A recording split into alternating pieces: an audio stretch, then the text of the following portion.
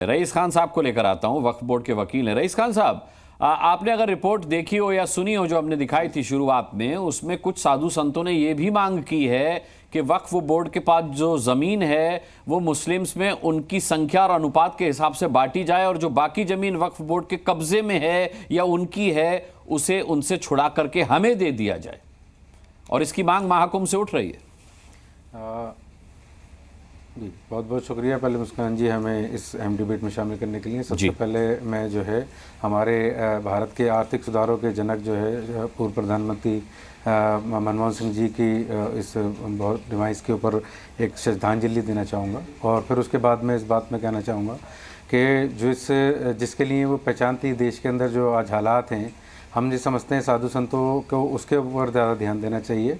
और अगर वो ये बात कह रहे हैं कि वक्फ बोर्ड के पास ज़मीन है, तो नॉर्थ ईस्ट की अकेली एक स्टेट के अंदर 13 मंदिर के पास इतनी प्रॉपर्टी है जो पूरे भारत में वक्फ बोर्ड के पास नहीं है।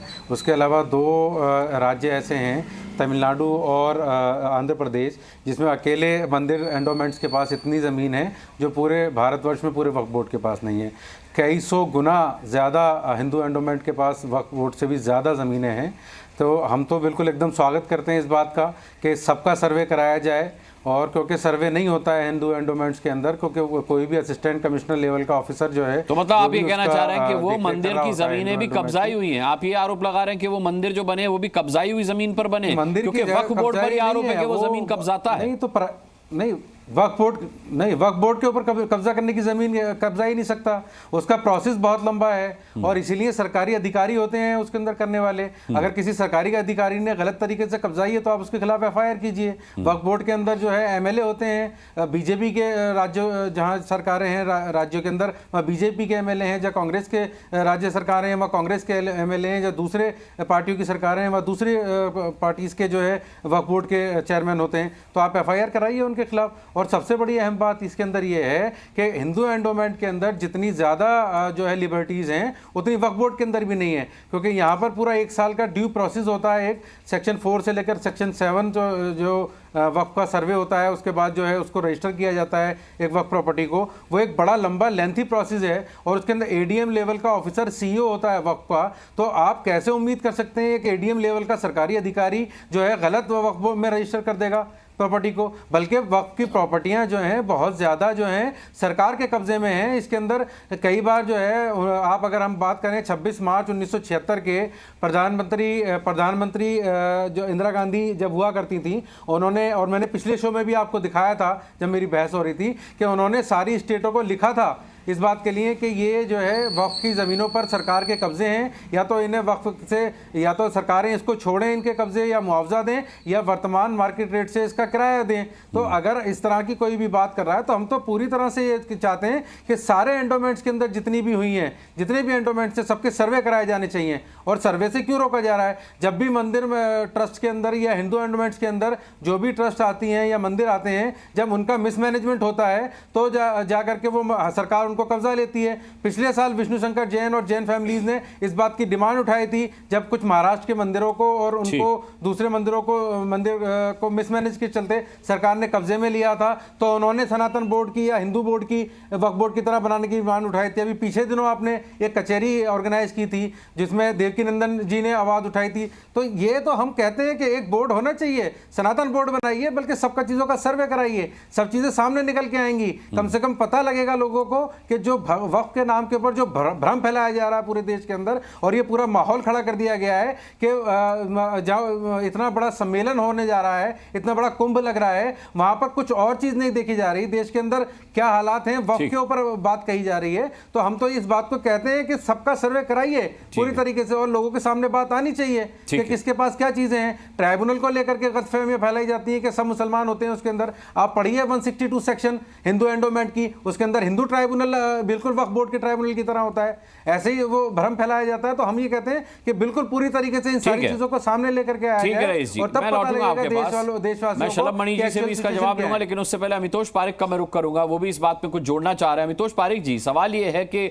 हिंदू मंदिरों की भी साफ तौर पर सर्वे की मांग कर रहे हैं वक्फ बोर्ड के वकील, और हिंदू साधु संत जो कह रहे हैं कि भाई हमें वक्फ बोर्ड की जमीन दे दी जाए जो उनके पास कब्जाई हुई जमीन है, तो वो कह रहे हैं कि वक्फ बोर्ड तो खुद ही पीड़ित है।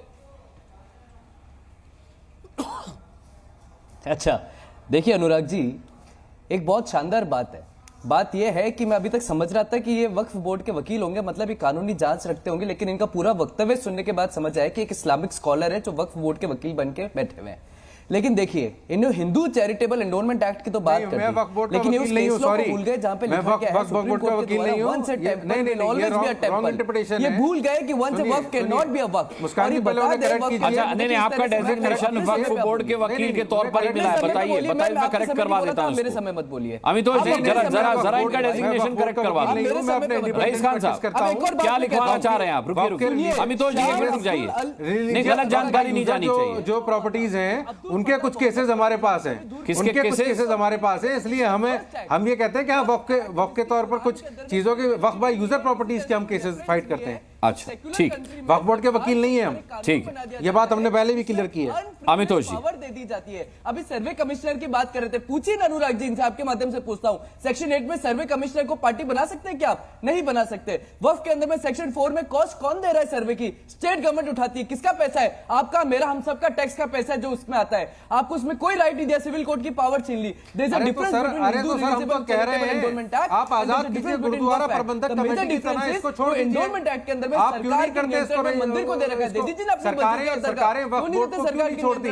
लेकिन हमारा सवाल ये है, अरे हमें रियल एस्टेट वक्फ अपने आप में कैपेबल है। में Hindu religious and charitable endowment act सरकार की आवाज को मैं बताता हूं इनको, कोई भी नहीं कहता आप उसके अंदर सरकारी अधिकारी बिठा लीजिए। एक एक करके अमितोष जी बोल रहे हैं, उसके बाद अगर आपके मंदिर हमारे घर और किसी भी जमीन को वक्फ ले लेगा तो क्या चुप रहेगा समाज? साधु संत को हिंदू एक समाज की तरह देखता है, एक नेतृत्व की तरह देखता है। अगर वो खड़े होकर बोल रहे हैं कि आज हमारे खतरे में है समाज, तो क्यों नहीं बोलेगा साधु संत? आप सैटेनिक वर्सेस के ऊपर में बोलते थे freedom of speech and expression नहीं है, ये ब्लेसफेमस लॉ है। लेकिन अगर साधु संत बोल देता है कि आप वक्फ से डरिए, वक्फ आपकी जमीन ले रहा है और वक्फ को खत्म करना चाहिए, तो आपको लगता है नहीं नहीं नहीं नहीं, freedom of speech and expression कैसे कर सकता है साधु समाज? तो एक कुंभ जो है उसकी एक विशेषता है अनुराग जी। विशेषता क्या है कि वो संगम के समय होता है, और संगम क्या है? Body, mind, purity, devotion, spirituality की बात है। अगर वहां पे किसी तरह से हिंदू के ऊपर में बात होगी, हिंदू खतरे में होगा, तो साधु संत की जिम्मेदारी होती है। लेकिन दिक्कत क्या है? एक तरफ समाजवादी पार्टी के प्रवक्ता बैठे थे जो कह रहे थे जिनका इतिहास कार सेवकों पे गोलियां चलाना है, जिनकी पार्टी के सांसद ने खुद एक फेक पीएससी बटालियन कार सेवकों पे चला दी, और जो अलायंस करते हैं उन लोगों के साथ जिन्होंने 1966 में साधु संतों पे गोली चला दी। दोनों की विचारधारा सनातन के विरुद्ध है, दोनों की विचारधारा साधु संतों के विरुद्ध है। मुझे लगता है कुंभ के अंदर के साधु संत ने अगर ये विषय उठाया है, ये समाज की आवश्यकता है, इस विषय को समाज तक जाना चाहिए। और साधु संत हमारे पूज्य है, वो समाज को एक नेतृत्व देते हैं, और नेतृत्व समाज के अभी यही है कि वक्फ को खत्म कर देना चाहिए, जिससे आपकी और मेरी और हमारे मंदिर सुरक्षित रह सके। अनुराग, ठीक है।